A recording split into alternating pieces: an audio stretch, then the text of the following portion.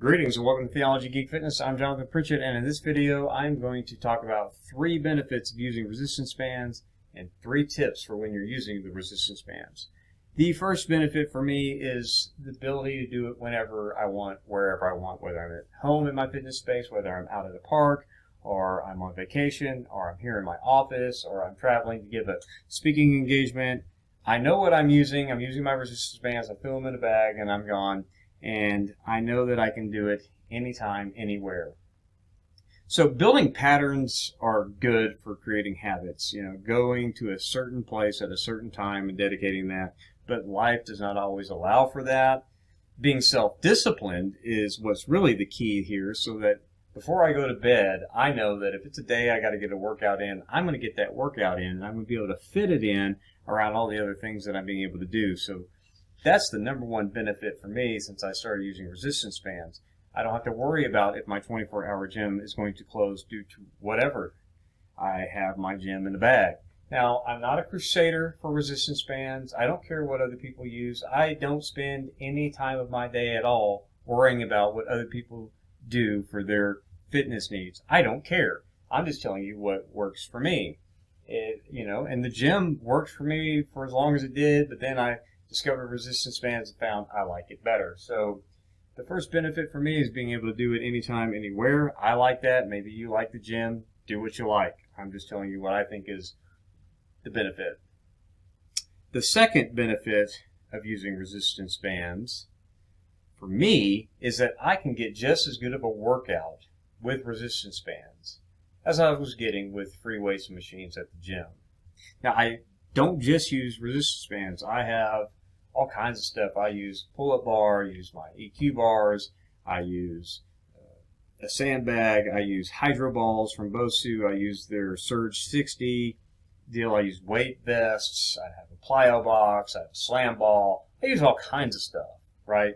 So I'm not just resistance bands, and I use weighted gear, things like that. Love it all. It's just what I like. If you like other things, awesome. But for me, resistance bands are probably the primary thing that I do for my resistance training, along with the body weight stuff. I like suspension trainers too. Calisthenics, my pull-ups and dips and stuff.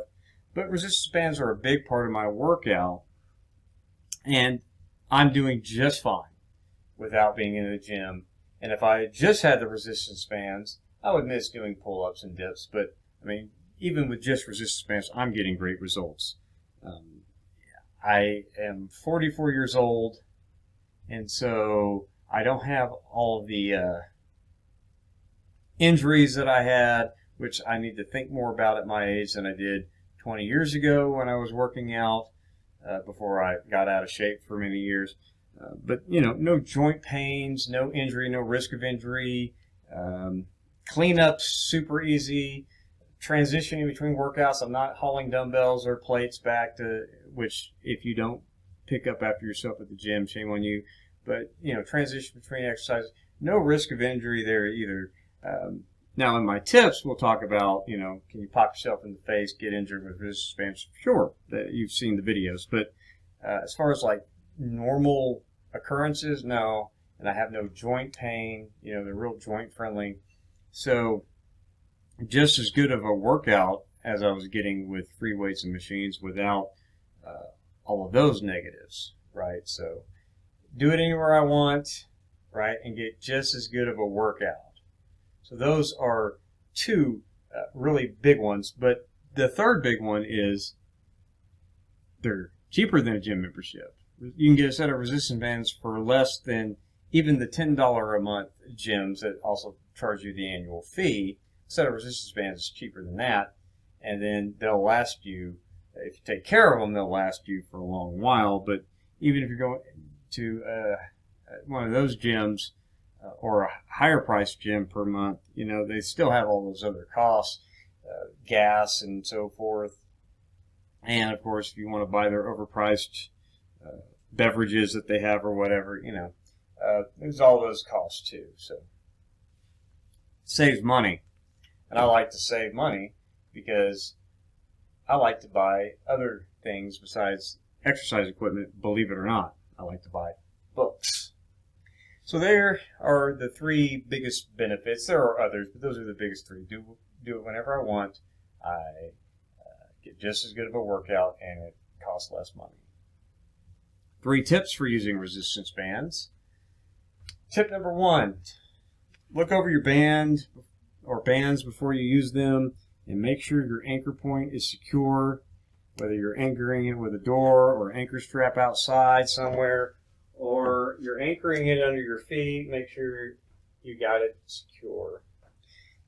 I look over my bands like a good thorough look over about every 2 weeks, but I will always kind of glance to make sure it's in good working condition, and I'll always make sure that that anchor is secure, because yeah, you can get injured with resistance bands. You don't secure the anchor, the door opens, you pull the door open, or maybe someone opens it and it pops you in the face. So make sure nobody's bugging you. If you can lock the door, lock it. Make sure your anchor is secure.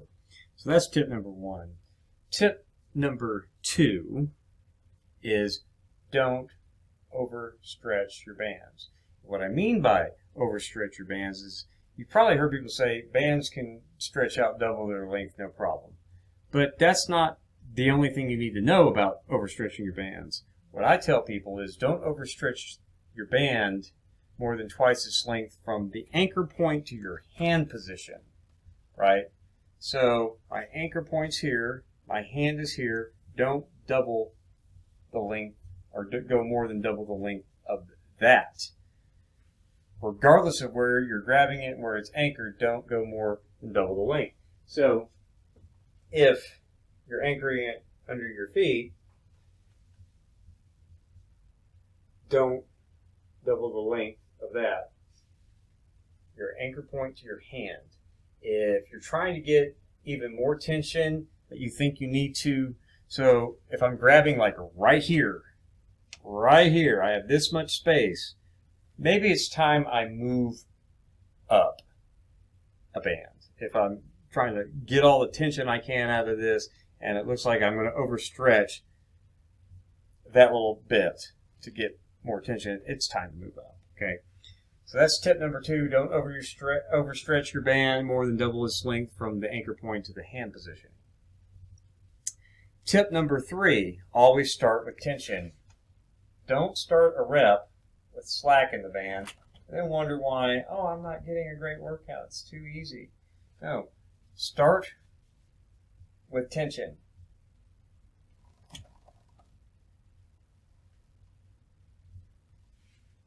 That's a big mistake I see people make. And this is how you know when you're watching a video where somebody is, some fitness person on the internet is like trying to come up with content. Oh, let's do something with resistance bands. The first sign you know that they don't know what they're doing with resistance bands is there's always a lot of slack and there's not enough tension at the bottom of their rep. So they're doing curls, and then of course it's like that because they're not getting all the slack out of it. They're not starting with tension and having tension all the way through. So always start with tension. So tip number 1, make sure your anchor point is secured and your band's in good condition. Tip number 2, don't overstretch your band past double the length from the anchor point to your hand position, wherever that is. And number 3, always start with tension. Don't ever start your rep with slack. Now for some bonus tips, remember that when you're starting with tension, you can adjust the tension as you go. So if you want to make it harder, grab closer or step further away. Make it easier, step closer, or let some more of the band through your hand. And what's great about that is if I'm doing a set, and I always try to go near failure. In my set, if I know past the 3rd rep I can do better, I can step back and get more tension out. Or, if I didn't want to step further, I can just make a quick grab closer. But usually stepping back is easier. Or if I know that I'm getting towards the end, and I'm probably going to hit failure before I finish my set, I don't like to hit failure. I like to get near failure because I prefer to fatigue my muscles over multiple exercises. Typically, like if back day, I'm going to do 4 back exercises to fatigue my muscle thoroughly. So I don't always work to failure, but if I know it's getting tough, I can let some slide through or step closer so that by the time I get to, say I'm doing a set of 12, I can get to the end of my set exactly where I want to be, knocking on the door, but not quite failure. So to sum up, benefit number 1, you can do it anytime, anywhere, and if you're self-disciplined and it's a day that you're supposed to train, you will do it sometime, somewhere. You can get it in. Benefit number 2, you can get just as good of a workout with resistance bands as you can using anything else to build muscle, burn fat, increase your strength, and so forth. And benefit number 3, it costs less than gym memberships. Tip number 1, inspect your band and your anchor point, make sure it's secure. Tip number 2, don't overstretch your band past twice its length from the anchor point to your hand position. And tip number 3, always start your set with tension. And of course, the other tips, remember to make the micro adjustments as you go along. And if you're getting to the point where you're having to step so far back or grab so close to the anchor point just to get tension, it's time to move up bands. So I hope you found this video helpful. I appreciate you watching it. If you liked it, click the like button. If you didn't like it, click the dislike button. I don't care either way. Subscribe to the channel if you haven't, whether you intend to ever watch any other video or to watch every video I put out, which you need to hit the bell so that you know I uploaded a new one.